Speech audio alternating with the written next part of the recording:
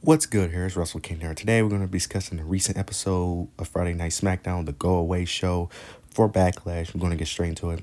The show kicks off with a 8-women tag match between Bayley, Naomi, Bianca Belair, and Jade Cargill versus Tiffany Stratton, the Kabuki Warriors, and Dakota Kai. This was a decent match, solid match. It started off with the main point of this match was mainly to show the feud still between Bianca and Bayley. They still have their history. Bianca still is not getting along with Bayley. Bianca was on the ropes. Bayley ends up tagging herself in. Bianca didn't like that. She didn't like that. Bayley ends up tagging herself in. Bayley was getting dominated for a good portion of this match.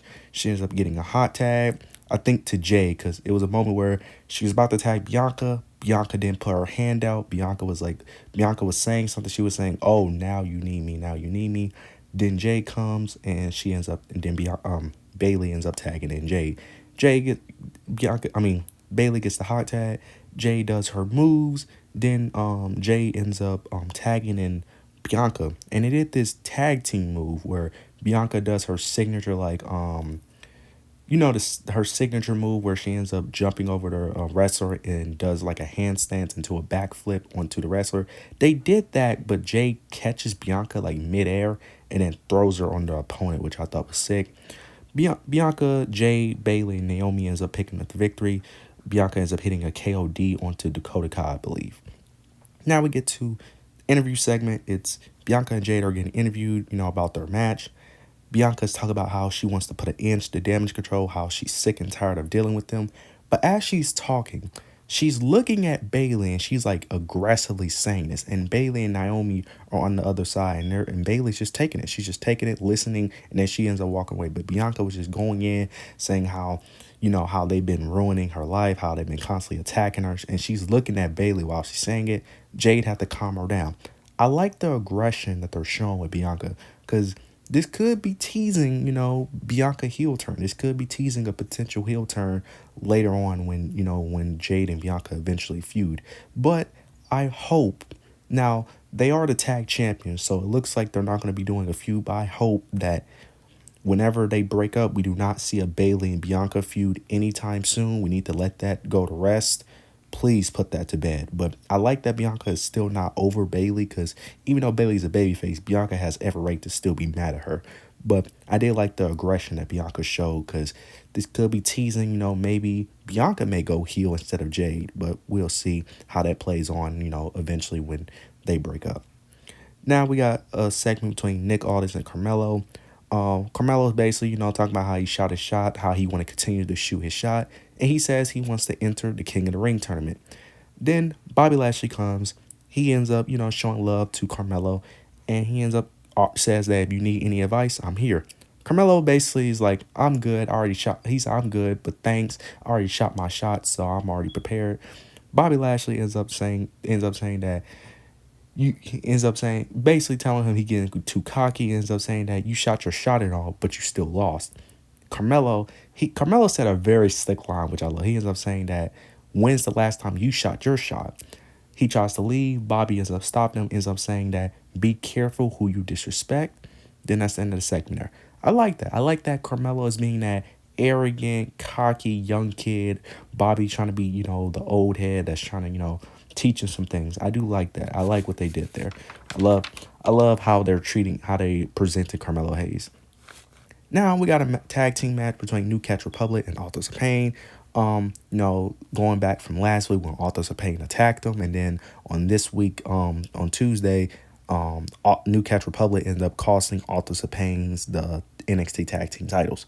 Authors of Pain ends up picking up the victory. It was nothing too major in this match, but Authors of Pain picked up the victory with Scarlett and Karrion Kross interfering, and Authors of Pain was able to pick up the victory off the interference. Now we get to a segment between Paul Heyman and Nick Aldis. Paul Heyman wants KO and Randy to be pulled from the tag team match. He don't want the tag team match to happen. Nick Aldis asks why. Paul Heyman ends up saying that for the sake of Kevin Owens and Randy Orton, it's good for them. And he ends up saying what happens to them isn't on my conscience, it's on yours. Paul Heyman tries to walks away. Nick Aldis ends up saying that, has that been an order by the tribal chief? Paul Heyman ends up coming back, ends up saying that's not funny. Nick responds, ends up saying that all communications of the bloodline must go through Roman Reigns and the tribal and Roman Reigns and Paul Heyman. Are you in charge? Paul ends up saying there's a difference between being in charge and being in control, and I haven't spoke to Roman Reigns since WrestleMania. Nick Aldis had a shocked look on his face, and he ends up saying, "What did you just say?" Paul Heyman ends up admitting that he was the one that pulled Roman Reigns out of the draft.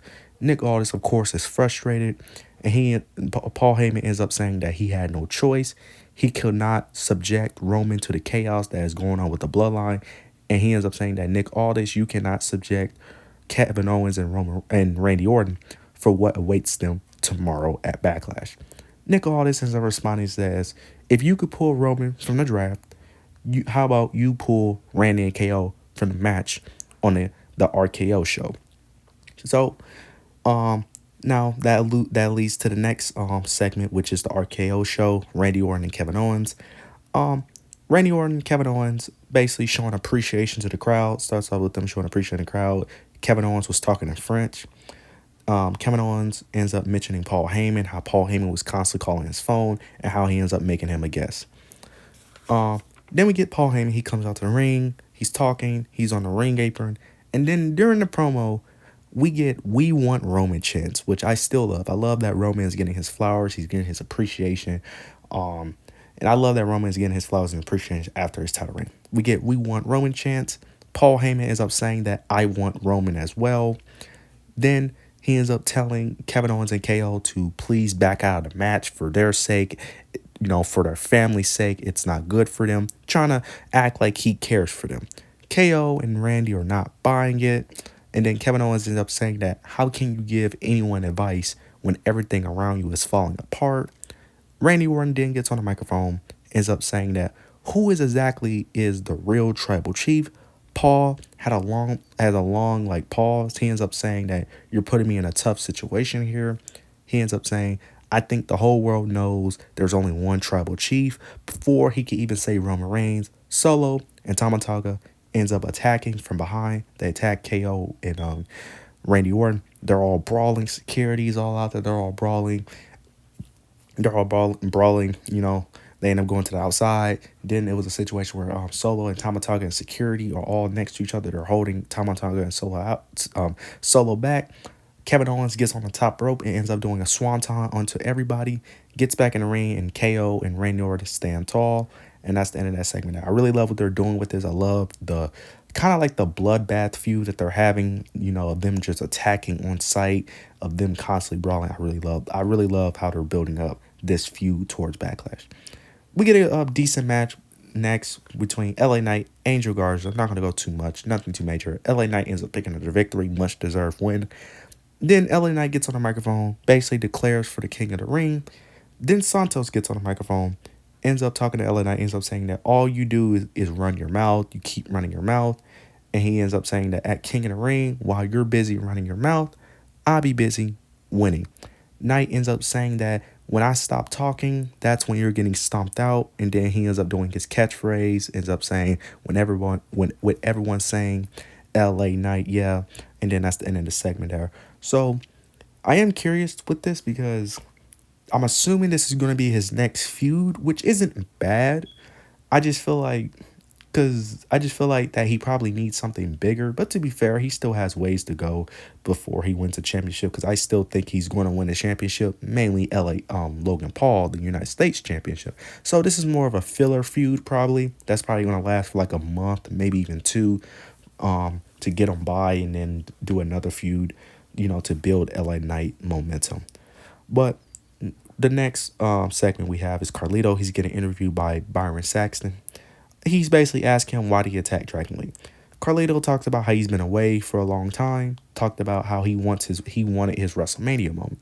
And he talked about how when he thought the match between Ray, Santos, and Dominic was about to happen, he thought Rey Mysterio would make the right choice and choose him. But he chose Dragon Lee, someone who only been in a group for 5 minutes. And he says that he had to take matters into his own hands, and it wasn't personal. Dragon Lee ends up attacking Carlito. Security ends up breaking them apart. And that's the ending of the segment there. So I don't know how they're going to build this, because wait, if I don't remember if Carlito was drafted to Raw. I think he was. I think Carlito was drafted to Raw. Yeah, because they still consider him a member of the LWO, so he was drafted to Raw. So it looks like they're still going to build up on that feud.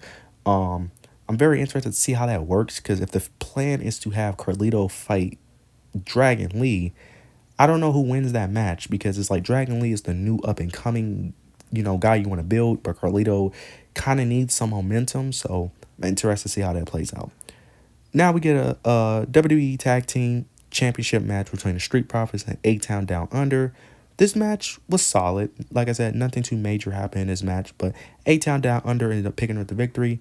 It was a moment where Angelo Dawkins had Austin Theory pinned, but the referee ended up checking on Montez Ford with some type of injury as a distraction. Then Grayson Waller comes in, hits him with, I don't know what the move is called, but he hits him with some type of DDT or something. And then Austin Theory picks up the victory for A-Town Down Under, and they retain their WWE Tag Team Championship. Now we get to the main event with Cody Rhodes, AJ Styles. They're having their face-to-face. Starts off with, Cody Rhodes doing his typical, catchphrase. AJ Styles ends up saying that, I don't care what they want to talk about. You're in the ring with the phenomenal one. Crowd ends up going crazy. They did this multiple times with AJ Styles. The crowd tonight was amazing. The crowd was very great. This got me even more excited for Backlash, because the crowd was amazing. But they kept on doing this constantly with AJ Styles, constantly like shouting, screaming, going crazy, making sure AJ couldn't really get words in. But the crowd ends up going crazy. They calm down. AJ ends up saying that you're not focused. You're not focused. You should be focusing on me. I'm the person you should be focusing on. Cody ends up saying that if you're looking for my focus, you have it. He starts mentioning how they're both from Georgia, how they grew up, and he ends up mentioning how he grew up watching AJ Styles. AJ interrupts him, ends up saying that I don't need none of that. I don't need, you're my hero. I looked up to you. And he ends up saying that I may be older than you, but I'm still in my prime. Cody responds, ends up saying, who was saying otherwise?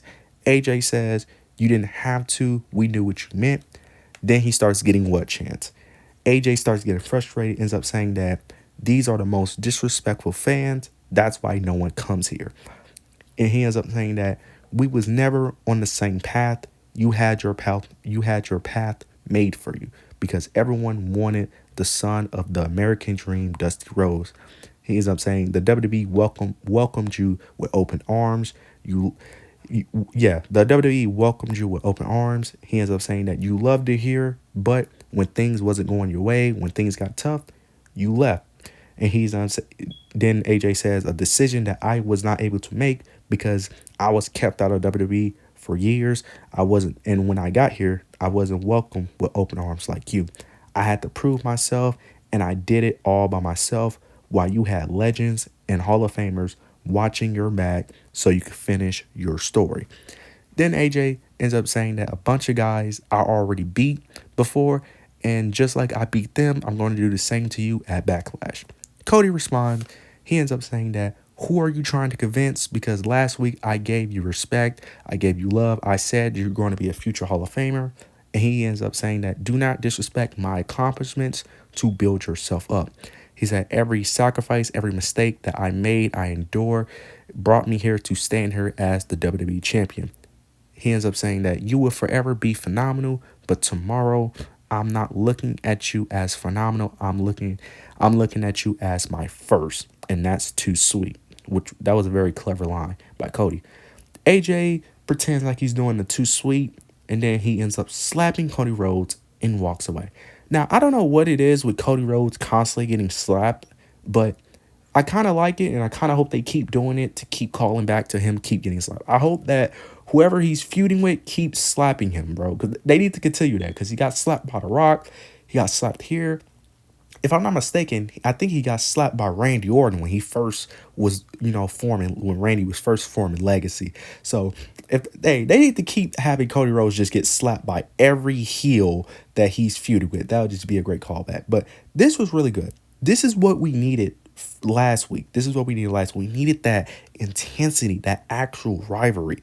This is the AJ Styles we needed. I love this. This made me very excited for Backlash. This show was actually pretty good. I thought this show was gonna be very mid, very boring, but this was actually a decent show. This was a good go away show to hype up Backlash. I really loved it. But after the show, well, not after the show, during the show, it cut to like 30 seconds. 30 seconds before the show, it cut away to Tama Tonga, Solo Sikoa, and Randy Orton and Kevin Owens brawling. They're still brawling. They're brawling in the back. Security cannot break them apart, and they're brawling. And that match should be epic. That match should be amazing. Now, I will say this. The way they was saying, because during the show, they kept on mentioning how Tama Tonga and Solo, how this is going to be brutal, how they need to keep KO and Randy out of the match, how, for their sake, they should not want to fight them. They kept on building up like Solo and Tama Tonga were going to be like these dangerous, vicious people. So the way they're hyping that up, it seems like they need to make Tama Tonga and Solo very dangerous in the match and dominate. And honestly, they should probably have blood in the match the way they're hyping that matchup between Solo and Tama Tonga. I hope, now, if they don't need blood, they don't need it, but the way they're hyping it up, it seems like they should do it. But I'm not mad if they don't, but they definitely need to make Tama Tonga and Solos appear as dominant. But I love this episode of Friday Night Smackdown. This was a good episode, solid show. But let me know what you guys think. Let me know what you guys thought of the show. Let me know how hyped are you for Backlash. But yeah, that's all I really have to say about the show. It was a great show. But make sure you like, comment, and subscribe. But yeah, that's it.